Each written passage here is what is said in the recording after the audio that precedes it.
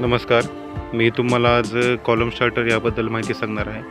तर column starter आपण का भरतो, कॉलम स्टार्टरचं महत्त्व काय आहे. तर कॉलम स्टार्टर आपण यासाठी भरतो की कॉलमच्या पोझिशन ज्या आहेत त्या पोझिशन फायनल होऊन जातात कॉलम स्टार्टर भरल्यामुळे.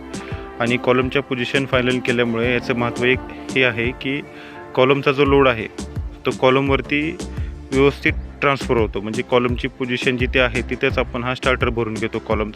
कॉलमचा स्टार्टर जागेवरतीच भरल्यामुळे खालचा जो येणारा कॉलम आहे त्याच्यावरती वरतून लोड व्यवस्थित ट्रान्सफर होतो. त्यासाठी आपण कॉलम स्टार्टर भरतो. आणि अजून दुसरे फायदे सांगायचे झालं तर कॉलम स्टार्टर भरल्यामुळे आपल्याला शटरिंग व्यवस्थित बसवण्यात अडचण येत नाही. व्यवस्थित शटरिंग आपली बसून जाते. आणि कॉलम स्टार्टर भरल्यानंतर नेहमी अशी कॉलमवरती रफ फिनिशिंग ठेवत जावा, जेणेकरून काय होईल, वरचा जो कॉलमचा दुसरा भाग आपण म्हणजे कॉलम व्यवस्थित ज्यावेळेस दुसरा भाग कास्टिंग करणार आहोत त्यावेळेस हा कास्टिंग करताना वरचा जो जॉईंट आहे तो व्यवस्थित बसेल अशी रफ फिनिशिंग असल्यामुळे.